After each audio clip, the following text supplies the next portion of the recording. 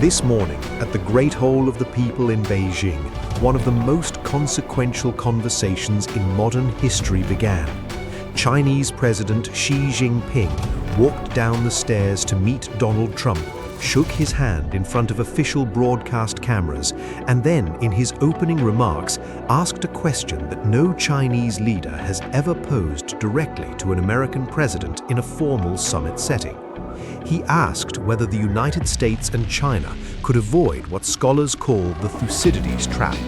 He asked, in other words, whether they could avoid the war that history says is almost inevitable when the world's dominant power meets its fastest rising challenger. That question, asked aloud, on the record, in the most formal diplomatic setting available, is the story of today. Not the trade figures, not the tariff percentages, not even Taiwan, the question itself. Because Xi Jinping does not ask rhetorical questions in opening summit statements. Every word is chosen, every word is a signal. And the signal today was, we are both aware of what is at stake, and I am asking you directly whether you are serious about avoiding it. 2,500 years ago, the Greek historian Thucydides wrote about the war between Athens and Sparta, the Peloponnesian War, and identified its root cause not as a specific grievance, not as a border dispute or a trade conflict, but as something structural and almost gravitational. It was the rise of Athens and the fear that this inspired in Sparta that made war inevitable. A rising power, a ruling power, fear, miscalculation, conflict. Harvard political scientist Graham Allison took that framework and applied it to modern history, studying 16 cases over the last 5 centuries in which a rising power threatened to displace a ruling one. 12 of those 16 cases ended in war. He published his findings in a book called Destined for War and coined the phrase Thucydides Trap to describe the structural dynamic. The 4 cases that avoided war all involved extraordinary diplomatic restraint, institutional creativity, and leaders who chose to absorb short-term domestic political cost rather than escalate toward conflict. Xi Jinping is fluent in this literature. He has referenced Allison's work in speeches and interviews for years. He knows that when he invokes the Thucydides Trap in an opening statement with Donald Trump, the man who launched a trade war with China, sanctioned Chinese technology companies, and is now sanctioning Chinese oil refineries for buying Iranian crude, he is doing something precise. He is framing the entire relationship as a historical pattern that both men have the responsibility to interrupt. He is saying the machinery of escalation is running. Do you want to turn it off? And he is saying it in front of Elon Musk, Tim Cook, Jensen Huang, and Pete Hegseth in a room that every foreign ministry in the world is watching in real time.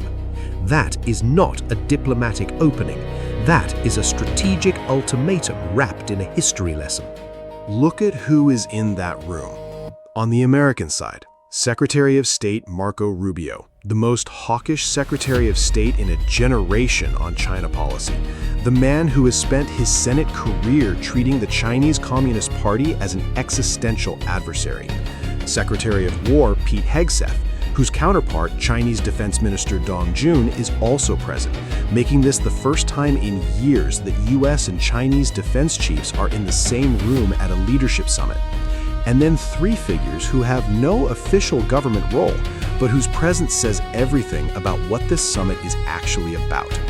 Elon Musk, Tim Cook, and Jensen Huang. Musk, whose Tesla Gigafactory in Shanghai is one of the company's most productive plants globally and depends entirely on continued Chinese manufacturing access. Tim Cook, whose Apple produces the majority of its iPhones in Chinese factories and whose supply chain remains more exposed to US-China deterioration than perhaps any other major American company. And Jensen Huang, whose NVIDIA is at the direct center of the US-China technology war. His company's most advanced H100 and A100 chips are banned from export to China under US restrictions, and China's entire AI development program is constrained, in part, by its inability to access NVIDIA's most capable hardware. Trump called Huang specifically and personally to invite him on this trip. That call, the President of the United States phoning the CEO of a semiconductor company to come to a summit, tells you that the technology dimension of this meeting is not a side issue. It is the core issue that everything else orbits around. China wants chip access. China wants the export control regime that the Biden administration built and Trump has largely maintained to be rolled back. In exchange for what? That is what the next 2 days are for. And Xi's Thucydides Trap question was the opening bid. Show me you understand the stakes, and then let's talk about what you want and what I want, and whether we can find a version of this relationship that doesn't end the way 12 of the 16 historical cases ended. The business delegation is the tell. When a president brings the CEOs of Tesla, Apple, and NVIDIA to a geopolitical summit, he's not just signaling that economics matters. He is telling the host, these men's companies are your leverage over me, and I know it, and I'm showing you I know it. It is both a vulnerability and an offer. Taiwan, the question Trump cannot answer cleanly. Xi stated in his opening remarks, according to official Chinese state media, that Taiwan is the most important issue in the US-China relationship, and if it is not handled well, it will push the bilateral relationship to a dangerous place. That language, dangerous, is not the standard boilerplate China uses in summit communiques.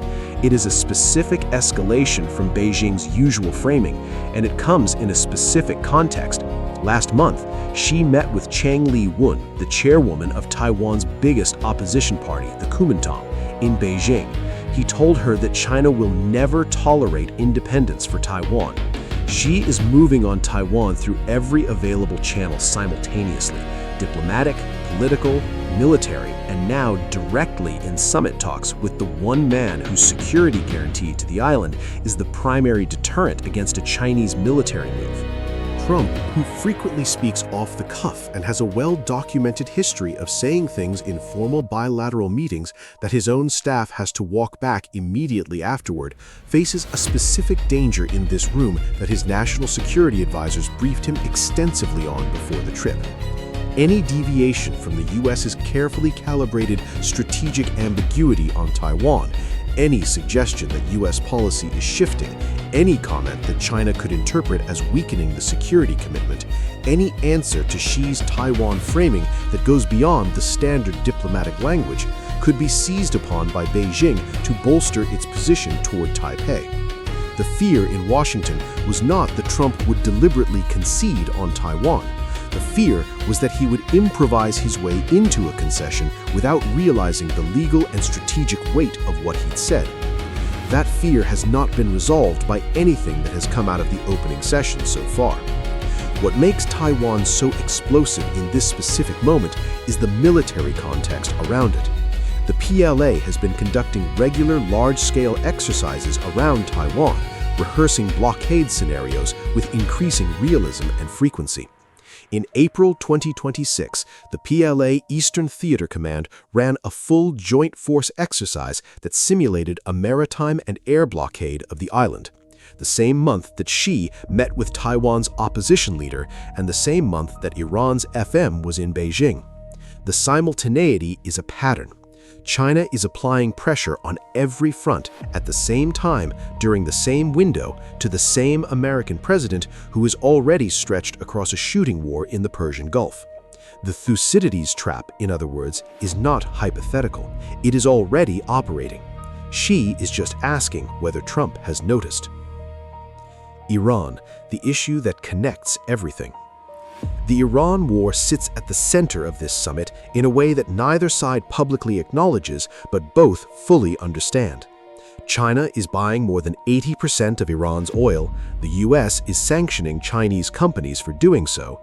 China's Ministry of Commerce has ordered its companies to ignore those sanctions. The US has threatened to cut Chinese banks off from the dollar system if they continue facilitating the trades. And somewhere in the classified intelligence picture that Pete Hegseth brought to Beijing is the finding that China is preparing to deliver new air defense systems to Iran. Weapons that would restore, in part, the defensive capabilities that US and Israeli strikes destroyed in February and March. The Iran angle is where China's position is most internally contradictory and most potentially useful to the US. China is not immune to the Hormuz disruption. About half of China's own crude oil imports come from the Middle East. And while a larger fraction travels through Malacca than through Hormuz, the disruption to global shipping, insurance rates, and energy prices does reach Beijing's economy. Chinese manufacturers are paying more for energy. Chinese shipping companies are paying war risk premiums. The broader global economic slowdown triggered by $100 plus oil is hitting Chinese export demand. So China has a genuine interest in seeing the strait reopen. It just has a conflicting interest in not helping Washington win the war that closed it. The US ask is straightforward. Use your leverage over Tehran to bring Iran to a realistic nuclear deal that reopens the strait. The Chinese counter is equally straightforward. We will not act as Washington's instrument of pressure against a country we have a comprehensive strategic partnership with. And if you want our help, you need to give us something on chips, on Taiwan, on trade. That is the transaction at the center of this summit. Neither side will describe it in those terms publicly. Both sides know that is exactly what it is. Here is the detail that every analysis of this summit is underweighting. Vladimir Putin is expected in Beijing days after Trump departs. Xi Jinping is hosting the leaders of the world's two most powerful countries in the same city, in the same week, back to back. The Iranian foreign minister was here last week. Xi has positioned Beijing as the indispensable capital, the place where every major power comes to make its case, where every major conflict's resolution runs through. He is not choosing between Washington and Moscow. He is positioning China as the pivot point around which both of them orbit. That positioning is itself an answer to the Thucydides Trap question. Xi is not asking whether the US and China can avoid war in the abstract. He is demonstrating through the choreography of this week's diplomatic calendar that China does not need to fight the US to constrain it. It needs to be indispensable to everyone simultaneously, to Iran, to Russia, to the US business executives sitting in the room, to the global South countries watching Beijing host the most consequential diplomatic sequence in a generation. The Thucydides Trap assumes two powers competing for dominance in a zero-sum world. Xi's strategy is to make the world not zero-sum, to make China so embedded in every major relationship that attacking China's interests is attacking everyone's interests simultaneously. It is a more sophisticated play than the historical pattern Thucydides described, and Trump, who thinks in deals and bilateral leverage, may be the wrong interlocutor to recognize it for what it is. The question Xi asked this morning was, can we avoid the war? The question he didn't ask out loud, the one visible in every detail of this week's diplomatic schedule, is who said there has to be a war for China to win. The summit runs through Friday. Today's schedule includes a state banquet tonight and a visit to the Temple of Heaven. Tomorrow brings the substantive working sessions where the real negotiating happens, the room with fewer people, more direct language, and no cameras.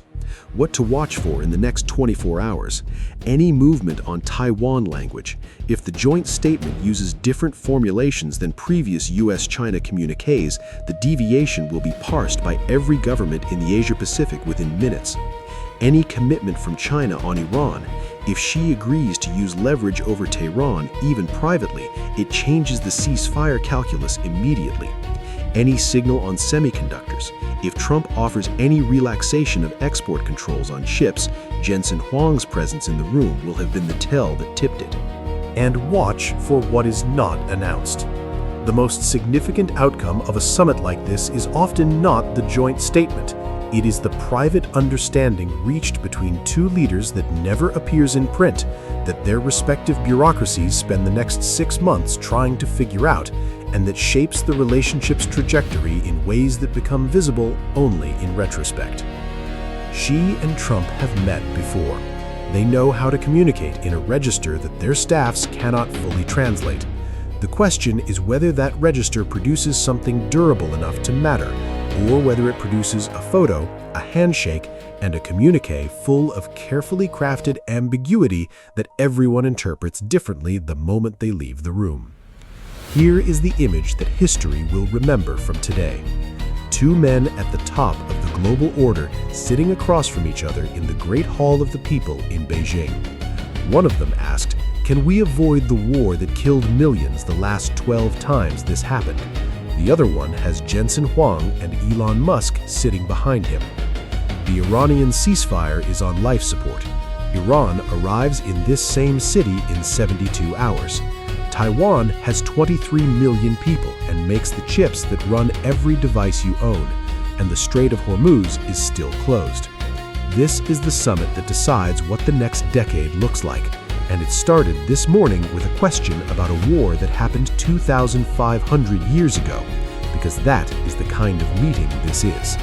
That is the weight of what is happening right now in Beijing while you watch this video. If you think Trump and Xi find a real framework today that moves both the Iran war and Taiwan back from the edge, comment "deal." If you think Xi pockets whatever Trump offers, gives nothing binding, and calls Putin the moment Trump's plane leaves Beijing, comment "trap." Stay sharp. This one matters more than almost anything else you will watch this year, and we will cover every development as it breaks.